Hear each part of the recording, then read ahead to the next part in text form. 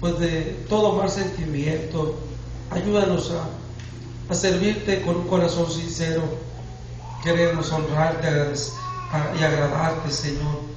Te lo pido en el nombre de Jesucristo. No permitas que las pasiones y los desacuerdos de nuestra carne nos aflijan y nos priven, Señor, de entrar, Señor, a las tierras que tú nos has prometido, las tierras, Señor, celestiales, mi Cristo. La gloria te doy, bendito Dios. Amén. Gloria a Dios. Paz de Cristo. Amén.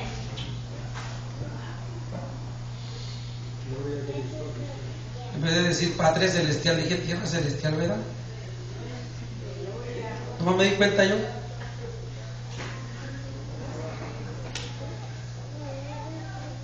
¿Cuántos quieren entrar al cielo?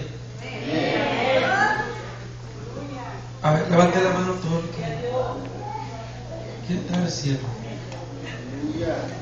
El requisito para entrar es nacer de nuevo. Si no nacieres de nuevo no puedes ni verlo. Para nosotros está más difícil. Ya ve que Jesucristo dijo: habéis oído que fue escrito, no matarás. Mas yo digo que cualquiera que odia a su hermano es un asesino.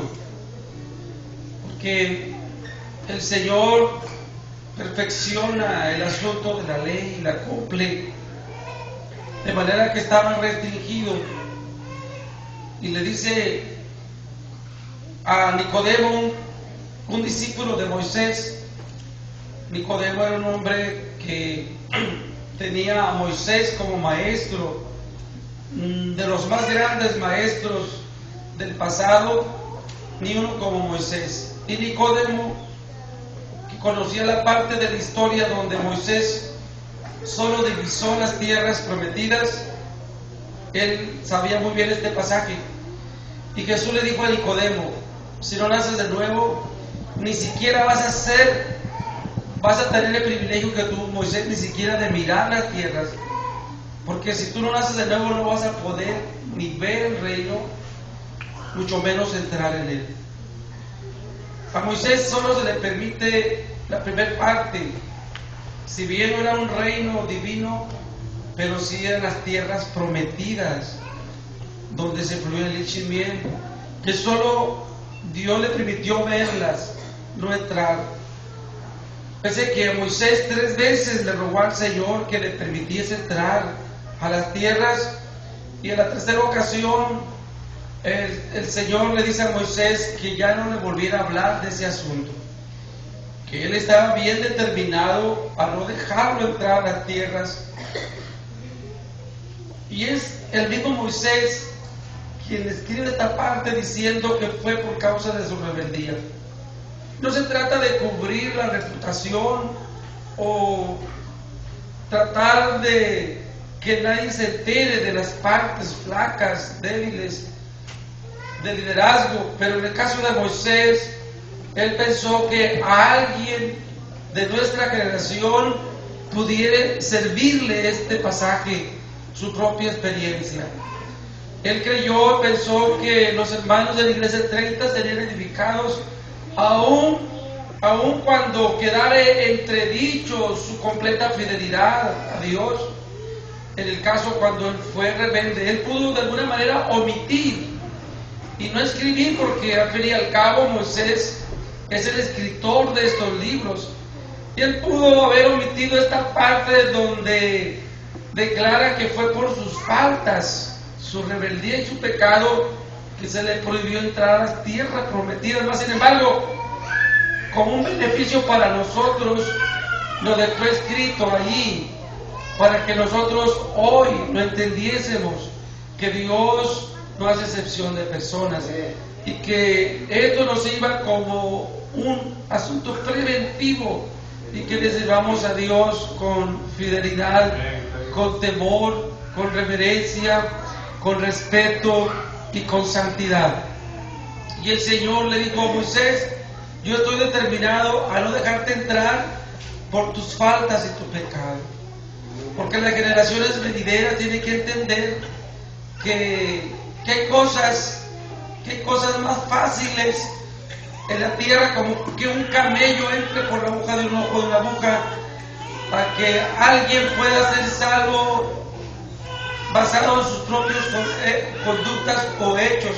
No, la salvación costó la sangre de Cristo en el Calvario. Algo nos tiene que costar a nosotros, que es el sacrificio, la fidelidad, la permanencia, la obediencia, el respeto, el amor a nuestro Señor. Y le dijo: en ese monte, ahí vas a morirte. Y le dijo: sube y muere en ese monte.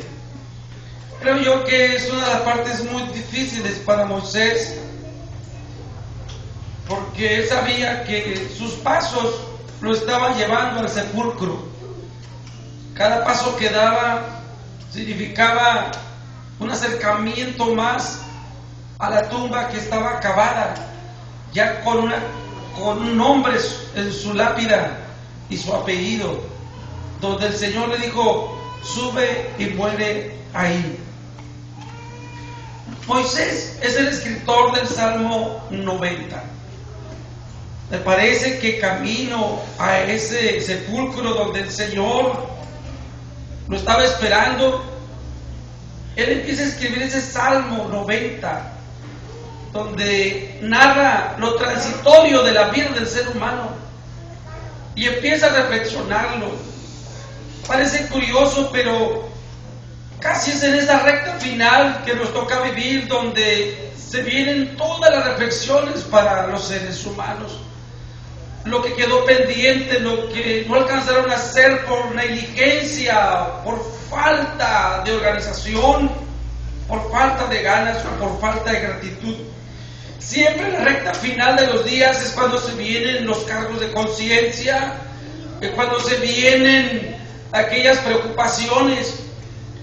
Eclesiastés capítulo 12, en el verso 8 dice: cuando haya terrores en el camino. Capítulo 12 del libro de Eclesiastés habla de esa recta final del ser humano por vivir, cuando la cadena de plata se rompe y el cántaro se quiebra junto a la fuente, cuando tiemblan los guardas de la casa, que son los pies, se oscurecen los que miran por las ventanas, son los ojos, y disminuye el ruido de la muela, porque disminuidos que no existen, porque tendrán temor de las cosas altas, porque en su momento serán elevados hasta arriba o serán descendidos hacia abajo.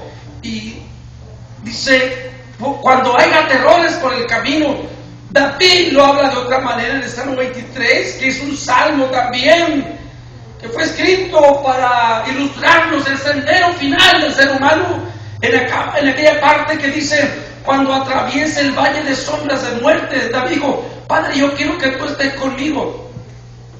Y Salomón, rumbo al sepulcro, entonces experimenta también ese momento duro, difícil, y se acuerda quizá Salomón de ese pasaje, y él escribe: porque habrá terrores en el camino.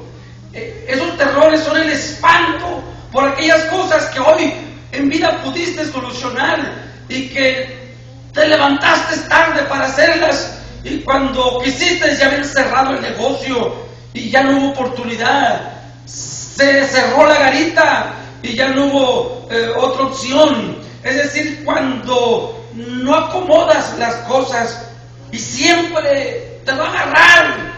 A todos les ha pasado que en ese momento, como nadie sabe, cuando el espíritu se desprende del ser humano, porque el hombre no tiene potestad sobre el espíritu para retenerlo, dice Salomón, en su momento se puede ir, y llegará el momento en que toda la vida pasada o presente podrá ser una carga, y cualquiera, por pequeña que sea, Salomón en Eclesiastés 12 Lo menciona que puede ser una langosta pequeña, pero no dejará de ser una carga, y los terrores aparecerán.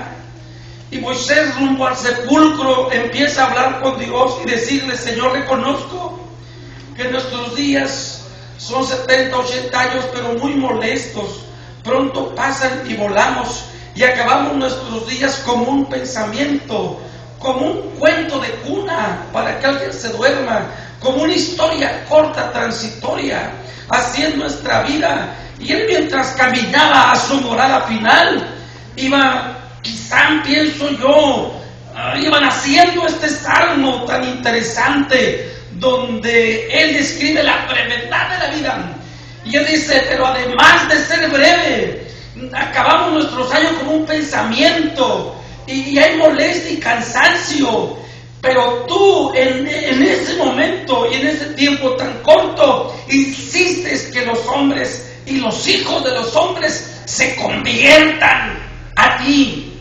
La conversión, que es el gran llamado de Dios para los seres humanos, al cual le dijo a Nicodemo: si no te conviertes, ni siquiera vas a poder ver el reino.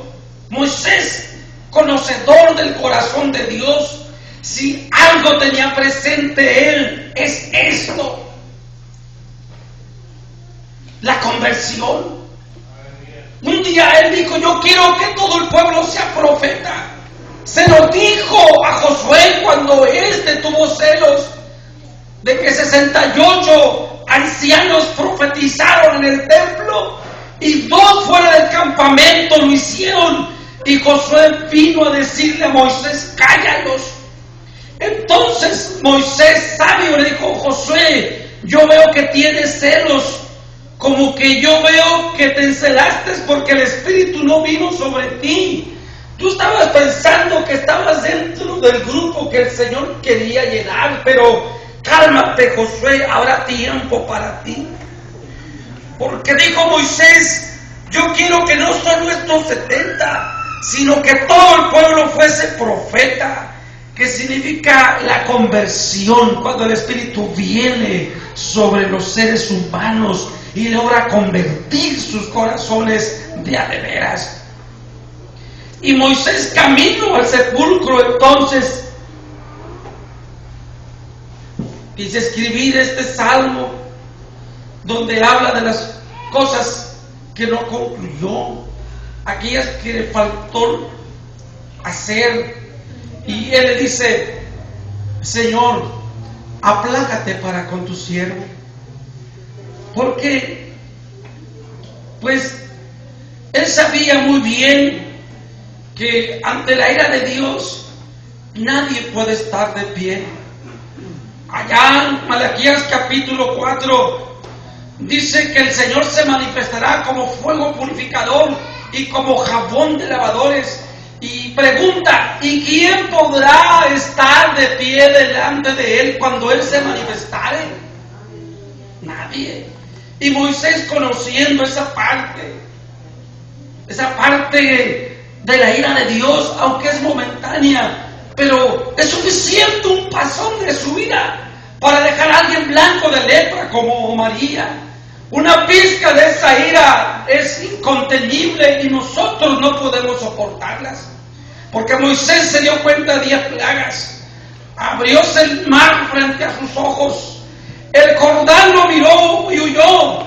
Y los collados saltaron como becerros del ganado. Porque la presencia de Jehová tiembla la tierra a la presencia del poderoso Dios de Jacob. Y era el momento en que Moisés iba a encontrar con él. Y nacen aquellas frases del Salmo 90.